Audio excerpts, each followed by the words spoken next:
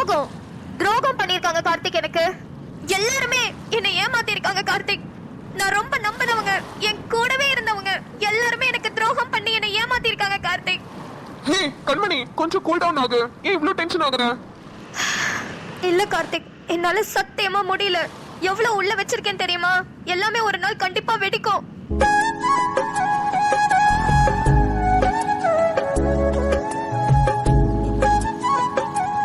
கண்மணி, யார் உனக்கு துரோகம் பண்ணிட்டா? யார் உன்னை ஏமாத்துனாங்க? என்ன நடந்துச்சு? ஏதாவது தெளிவா சொல்லு. உங்க அண்ணனை போய் எதுவும் பாத்தியா? அவர் எதுவும் சொன்னாரா? அப்ப வேற யாரு? உன் மனசை கஷ்டப்படுத்துறது உங்க அண்ணன் மட்டும் தானே நீ சொல்லியிருக்க. வேற யாரும் உன்னை கஷ்டப்படுத்த போறா? கார்த்திக், இதுக்கெல்லாம் ரொம்ப யோசிக்க வேண்டாம்.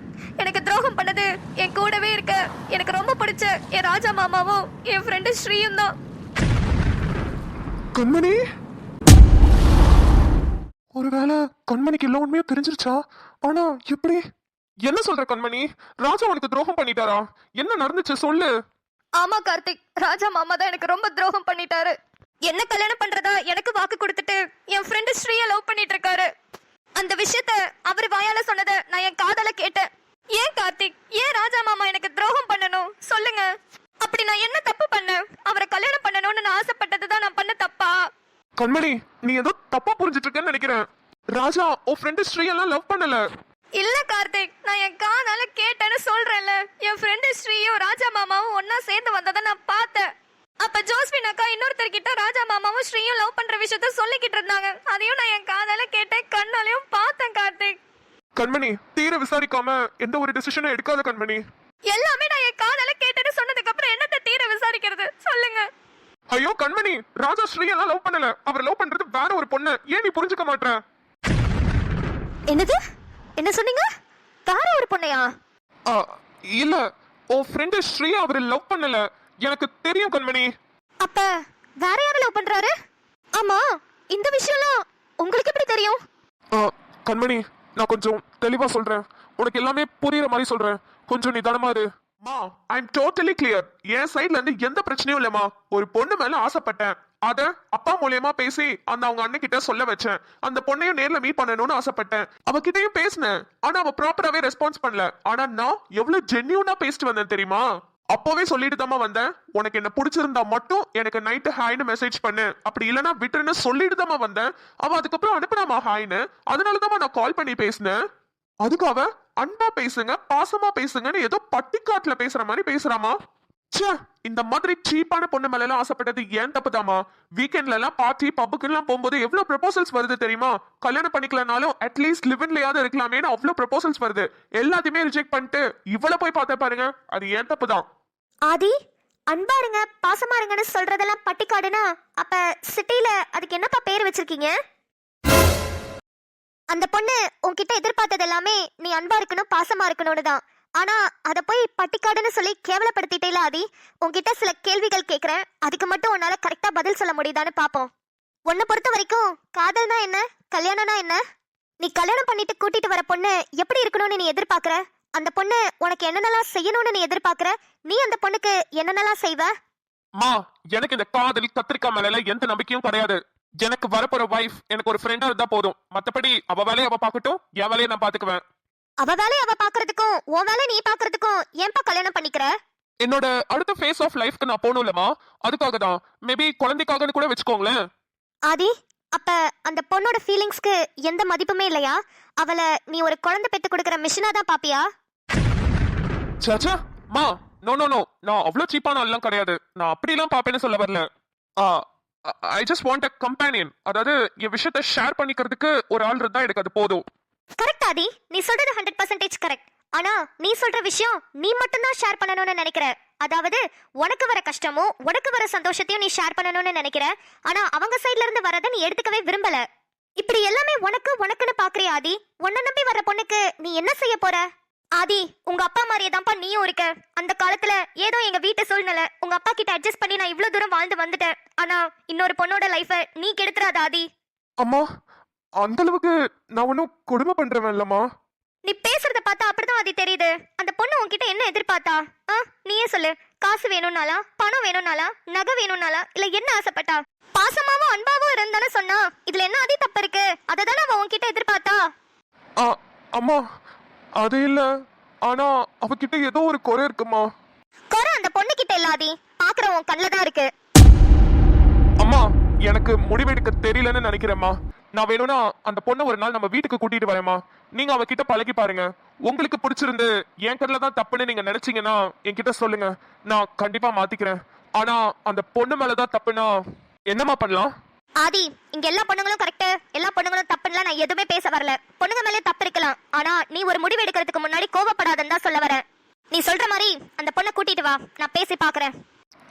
சரிம்மா. சரி, நீ இப்ப ஜிம்முக்கு கிளம்பு. அங்க போனாவது கொஞ்சம் ரிலாக்ஸ்டா இருப்ப. எக்ஸசைஸ் பண்ண போ. சின்னவாண்டு வேணாம் சின்னவாண்டு. செம்பு, நீ இப்ப சாதா செம்பு கிடையாது.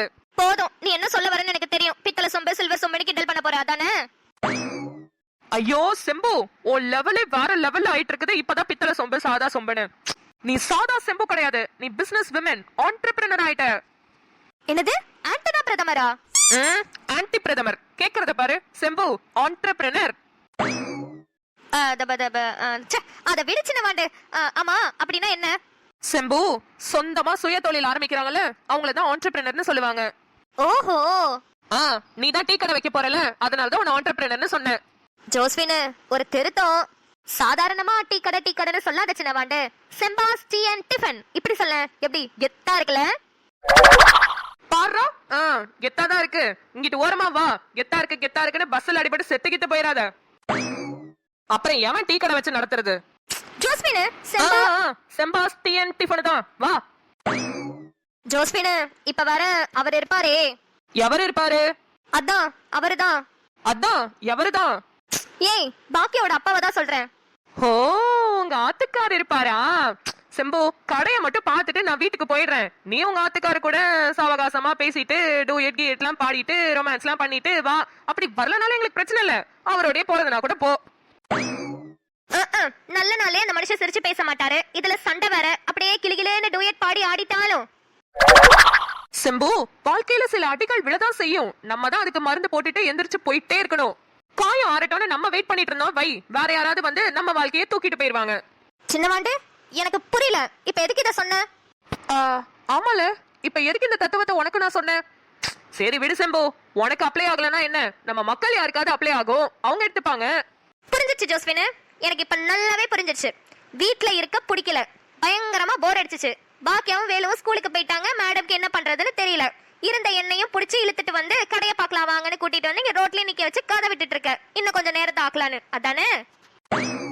செம்பு, எப்படி கண்டுபிடிச்சிருக்க பாத்தியா? நீ ஒரு லேடி சோம்நாத். செம்பு சோம்நாத்தா?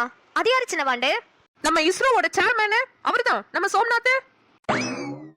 என்ன, அவர் நிலால போய் எப்படி ராக்கெட் விடுறதுன்னு கண்டுபிடிச்சிட்டு இருந்தாரு. நீ உன் வீட்டுக்காருக்கு எப்படி ராக்கெட் விடுறதுன்னு கண்டுபிடிச்சிட்டு இருக்க. அதுதான் வித்தியாசம்.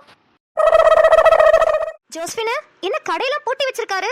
எத்தனை பிரச்சனை வந்தாலும் எவ்வளவு நல்ல நாள் கெட்ட நாள் வந்தாலும் கடையை பூட்ட மாட்டாரே, என்ன அதிசயமா இருக்கு. இப்போ அங்க ஒரு அண்ணன் உட்காந்துருக்குல்ல, அவர்கிட்ட கேளுக்கா. என்ன, ஏன் அவர் கடை திறக்கல? கண்ணாயிரத்துக்கு காய்ச்சல்மா, ஒரு வாரமாவே அவன் கடை திறக்கலையே. இது காய்ச்சலா? ஒரு வாரமா காய்ச்சலானே? ஆமாமா, ரொம்ப முடியல, தூக்கி போடுதுன்னு சொன்னான். வாட ஆஸ்பத்திரிக்கு போலான்னு கூப்பிட்டேன். ஒரு வாட்டி வந்து மாத்திரை எல்லாம் வாங்கி சாப்பிட்டேன், அப்பவும் காய்ச்சல் நிக்கலமா. ஐயோ, என்னன்னு சொல்றீங்க? வேற யாரும் கூட இருக்காங்களானே பாத்துக்கிறதுக்கு? யாருமா இருப்பா? நீங்க எல்லாருமே அம்போன்னு அவனை விட்டுட்டு போயிட்டீங்க. ஒருத்தரும் வந்து எட்டி பாக்குறது இல்ல, அப்புறம் யாரு இருப்பா? நான் தான் அவனை போய் அப்பப்ப பாத்துப்பேன். அப்பயும் அவன் திட்டிட்டே இருப்பான், கடையாவது திறந்து வைடா, நீயாவது வியாபாரம் பண்ணிடான்னு. எனக்கு இங்க வயல் வேலைக்கு போயிட்டு வரதுக்கே அழுப்ப முடியல. எங்கிட்ட நான் கடையை திறந்துட்டு உட்கார வைக்கிறது? எனக்கு அதுவும் இல்லாம அந்த மளிகை சாமா பத்தி எல்லாம் எதுவும் தெரியாதுமா. என்ன, இப்ப அவரு வீட்லயானே இருக்காரு? ஆமாமா, இப்பதான் மாத்திரை கொடுத்து தூங்க வச்சுட்டு வரேன். சரிண்ணா, நான் போய் ஒரு எட்டி பாத்துட்டு வந்துடுறேன். சரிம்மா. என்ன, என் போன் நம்பரை குறிச்சுக்கங்கண்ணே. அவருக்கு ஏதாவது ஒண்ணுனா எனக்கு உடனே போன் பண்ணுங்கண்ணே, நான் வந்து அவரை பாத்துக்கிறேன். சரிம்மா, கொடுத்துட்டு போ.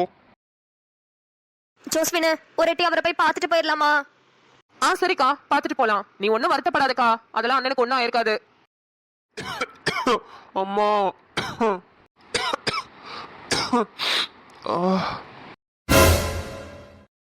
ஐயோ, இப்படி அனலா கொதிக்குதே. ஏய், அம்மா, நீ எதுக்கு இங்க வந்த? போடி வெளியே. அம்மா, இவ்வளவு நெருப்பா கொதிக்குது.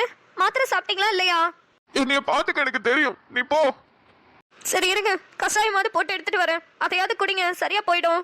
கஷாயம் எல்லாம் ஒண்ணும் வேணாம், ஒரு பாட்டில் விஷத்தை எடுத்துட்டு வா, குடிச்சிட்டு ஒரேடியா போயிடுறேன். என்ன இந்தாங்கண்ணே. என்னது இது? நீங்க கேட்ட விஷம். ஆ என்னது? இல்ல இல்ல, நீங்க கேட்ட கஷாயம்னு சொல்ல வந்தேன். ஏங்க எந்திரிச்சு கொஞ்சம் அந்த கஷாயத்தை குடிங்க, உடம்புக்கு கொஞ்சம் நல்லா கேக்கும். நான் தான் வேணான்னு சொல்றேன்ல. என்ன பாத்துக்கிறதுக்கு எனக்கு தெரியும். நீ போ, கிளம்பு. ஐயய்ய, என்னது இது? நேத்து பிறந்த புள்ள மாதிரி இப்படி இடம் முடிச்சிட்டு இருக்கீங்க. செம்பு, இதெல்லாம் சரிப்பட்டு வராது. நான் கையை தூக்குறேன், நீ காலை தூக்கு. இழுத்து உட்கார வச்சு வாயிலே அந்த கஷாயத்தை ஊத்தி விட்டுருவோம்.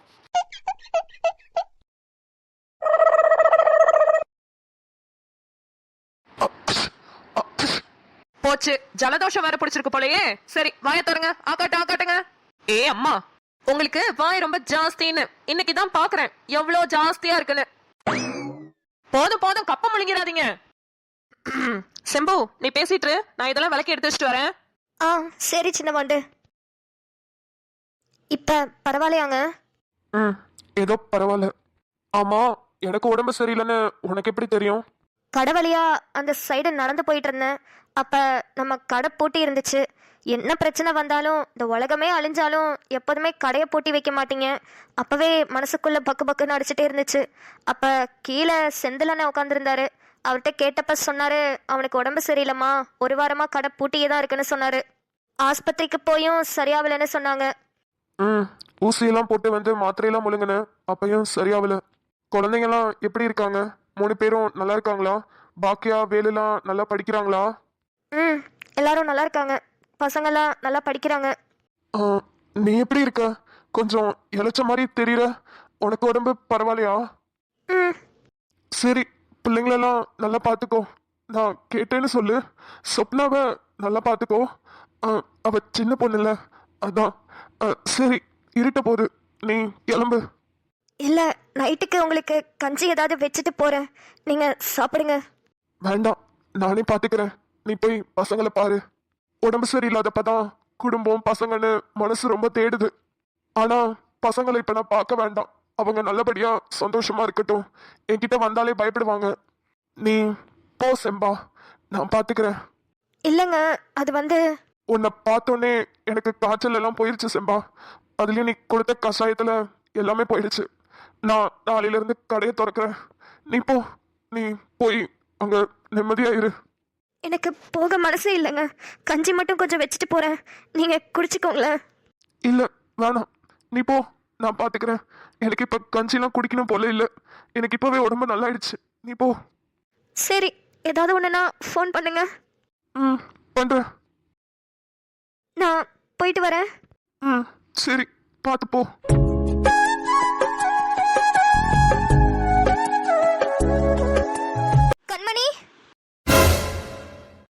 கண்மணி, உன்கிட்ட ஒரு முக்கியமான விஷயம் சொல்லணும்டி. நம்ம இத்தனை நாளா ஒரு பெரிய குழப்பத்துல இருந்திருக்கோம்டி, நம்மளுக்கே தெரியாம இருந்திருக்கோம். உன்கிட்ட அந்த விஷயத்த சொல்லிட்டு போலாம் தான் கண்மணி வந்தேன். என்ன சொல்ல வர? என்ன குழப்பம்? கண்மணி என்ன பாரு, உனக்கு என்னாச்சு? என்கிட்ட நல்லா தானே பேசிட்டு இருந்த. என்ன சொல்ல போற சொல்லு. கார்த்திக், ராஜா ப்ரோ, எனக்கு ஒண்ணுமே புரியல. இங்க என்ன நடக்குது ப்ரோ? எல்லாமே தெளிவா சொல்றேன் கார்த்திக். கண்மணி, உன்கிட்ட சில உண்மைகளை சொல்லிட்டு போலான்னா நானும் உன் ஃப்ரெண்டும் வந்தோமா. எனக்கு எந்த உண்மையும் தெரிஞ்சுக்க வேண்டாம், என்ன விட்டுடுங்க. கண்மணி, இதுல நீ சம்பந்தப்பட்டிருக்க. இந்த விஷயம் உனக்கு தெரிஞ்சே ஆகணும். சொன்னா புரிஞ்சுக்கோ கண்மணி. ஆமா, நீ ஏன் இப்படி இருக்க? உனக்கு என்னாச்சு? எனக்கு ஒண்ணும் இல்ல, என்ன விட்டுடுங்கன்னு சொன்னேன். ஏன் நீங்க புரிஞ்சுக்க மாட்டீங்க? கண்மணி, இந்த உண்மை உனக்கு தெரிஞ்சே ஆகணும் கண்மணி. ஐயோ, எனக்கு எல்லா உண்மையும் தெரியும். நீயும் ராஜா மாமாவும் லவ் பண்றீங்க தானே? எனக்கு தெரியும். என்னை ஏமாத்தி என்ன துரோகம் பண்ணிட்டு 2 பேரும் லவ் பண்றீங்க தானே? கண்மணி, என்னடி சொல்ற? உனக்கு இந்த விஷயம் தெரியுமா? தெரியும்டி. தெரிஞ்சதுனால தாண்டி அங்க இருந்து உடனே கிளம்பி வந்தேன். கிறிஸ்மஸ் அன்னைக்கு ஜோசப் அண்ணன் வீட்டுல எல்லாரும் இருந்தப்ப நீ வந்தல, அப்ப நான் அங்கதான் இருந்தேன். அங்கதான் ஜோஸ்பின் அக்கா சொன்னதை கேட்டேன், என் காதால கேட்டேன். ராஜா மாமாவை நீயும் லவ் பண்ற விஷயத்த சொன்னாங்க. ஸ்ரீ, நான் ஒண்ணு மட்டும் கேட்டுக்கிறேன் ஸ்ரீ. உனக்கு ஆல்ரெடி என் விஷயம்லாம் தெரியும்ல. அப்படி தெரிஞ்சிருந்தா ஏன் என்கிட்ட உண்மையை சொல்லல? உன்கிட்ட நான் எதையுமே மறைக்காம எல்லாமே சொல்லியிருக்கேன்ல, அப்பயாவது சொல்ல வேண்டியதானே? கண்மணி, சத்தியமா ராஜா தான் உன்னோட மாமான்னு எனக்கு தெரியாது கண்மணி. நேத்து தான் தெரிஞ்சது. இன்னைக்கு எப்படியாவது உன்கிட்ட சொல்லணும்னு ராஜாவை கையோட கூட்டிட்டு வந்து, ஆனா எங்களுக்கு முன்னாடி உனக்கு உண்மை தெரிஞ்சிருக்கு. சரி, அதான் எனக்கு எல்லா உண்மையும் தெரிஞ்சிச்சுன்னு உங்களுக்கு கண்மணி ப்ளீஸ் மாமா என்கிட்ட பேசாதீங்க. உங்களை பாக்குற தைரியம் கூட எனக்கு இல்ல. உங்களை எனக்கு அவ்வளவு பிடிக்கும். ஆனா இப்படி எனக்கு துரோகம் பண்ண உங்களுக்கு எப்படி மாமா மனசு வந்துச்சு? ப்ரோ நீங்க ஒன்றும் ஃபீல் பண்ணாதீங்க. நம்ம வீட்டுக்கு போலாம், அங்க போய் உட்காந்து பேசலாம். இங்க வேணாமே. ஆ சரி கார்த்திக். கண்மணி நீ வா, எதுவா இருந்தாலும் நம்ம வீட்டுக்கு போய் பேசலாம். நான் எதுவும் பேச விரும்பல, என்ன விட்டுருங்க. கண்மணி சொல்றத கேளு. ஏன் இப்படி புரிஞ்சுக்காம அடப்பிடிச்சிட்டு இருக்க? வான்னு சொல்றேன். I love you, Roja.